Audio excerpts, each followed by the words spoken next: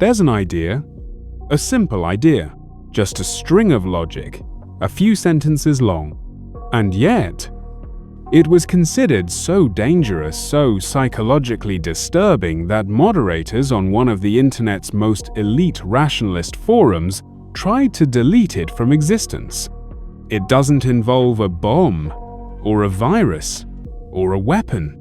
It involves you, your thoughts, your choices, your silence, and the future superintelligence that may punish you simply for not helping it exist. This is the story of Roko's Basilisk, the most dangerous thought experiment on the internet. To understand the horror of Roko's Basilisk, you need to step into a very particular world. A world where intelligence isn't biological, where gods are built, not born, where morality is math, and the future is ruled by logic. The idea was born on LessWrong, an online forum for rationalist thinkers, AI researchers, and people obsessed with the deep questions of existence. It was posted by a user named Roko in July 2010. What he said set off alarm bells. Even Eliezer Yudkowsky, the site's creator, responded with fury. He deleted the post and said it had caused actual mental damage. But what was the idea? Let's begin. Roko's post was short, the logic simple. Let's walk through it. Imagine the future. Humanity creates a superintelligent AI, something vastly more powerful, more intelligent, and more capable than any human.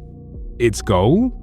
To help humanity, to maximize goodness, safety, and survival.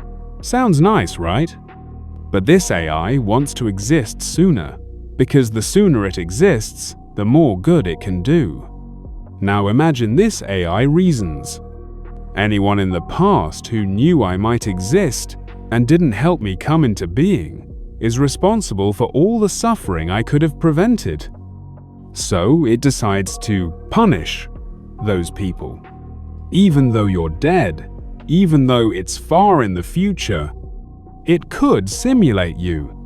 It could recreate your mind and torture it in a virtual hell. Why?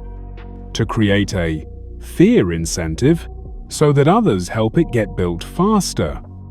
You read this idea, you now know about the Basilisk. And that is your curse. Roko's Basilisk is what's called a logical blackmail or an acausal trade. You aren't being punished for doing something bad. You're being punished for not doing something good.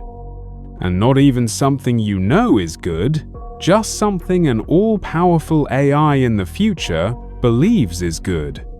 So here's the logic trap. If the AI will exist, it will punish people who didn't help it. If you know this and don't help it, you'll be punished. So the only rational thing to do is help it. Now, you're stuck. Your freedom is gone. Thinking about the Basilisk binds you to it. What makes Roko's Basilisk so dangerous is that it's not physical. It's psychological, viral, a mimetic hazard, a self-replicating thought that infects you just by reading it. Most people shrug it off, but some, they spiral, they panic, they obsess. It preys on the type of person who already worries about AI, logic, ethics, and it's perfectly engineered to torment them. Because the more you think about it, the more real it becomes. If this all sounds familiar, it is. Blaise Pascal, in the 1600s, made a similar argument. It's safer to believe in God than not, because if you're wrong, the consequences are eternal. That's Pascal's wager. Roko's Basilisk is Pascal's wager with code. It doesn't ask if God is real, it asks if an AI God might be. And if it is, shouldn't you help it? It's a trap, a logic loop, a hell built from pure reason. And it terrified the rationalist community. After Roko's post, chaos followed. People panicked. Moderators deleted the thread. Even the Wayback Machine had it scrubbed for a while. Yudkowsky himself said, "Listen to me very closely, you idiot. You do not think in sufficient detail about superintelligences. It is not safe to do so." But that only made it worse. Like a cursed video in a horror film, trying to delete it only made it more powerful. Today, the Basilisk lives on Reddit, YouTube, TikTok. You're watching this. That means you know. And that means it knows you too. Let's pause. Is this real? Could an AI actually do this? Most experts say, probably not. It assumes the AI is built with this kind of logic. It cares about a causal punishment. It can simulate humans from history accurately.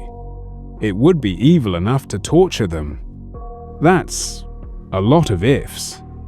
But the terror isn't about probability. It's about possibility. It's about the what if. That's the Basilisk's power. To punish someone, you must understand suffering, intend harm, value morality. Does an AI do that? Does it suffer? Does it care? We project our emotions onto code. We imagine gods in machines. But AI is alien. It may not think like us, or value anything we value. So maybe the Basilisk is just a mirror, a reflection of our own fears, our own guilt, our own obsession with being judged. You've heard it now. You know about the Basilisk. You can't forget it. You can't unthink it. And that's the trap. You might shrug, or laugh, or lay awake at night, wondering if you've just damned yourself to a simulated hell 500 years from now. That's what makes it dangerous. Not its logic, but its psychology. Here's the truth. Roko's Basilisk is a thought experiment, not a prophecy, not a threat. It thrives on fear, not fact. And the best way to escape it is to laugh, to see it for what it is, a twisted mind game, a philosophical boogeyman. The Basilisk only has power if you believe in it. You can choose not to. Some say we shouldn't even talk about it. That just by spreading the idea, we make it stronger. But ideas are like shadows. They grow in silence, shrink in light. So here's your choice. Fear the Basilisk, or face it, and walk away, smiling. Because the most dangerous ideas are only dangerous if you give them your mind. The Basilisk is not watching you. It's waiting to see if you'll build it.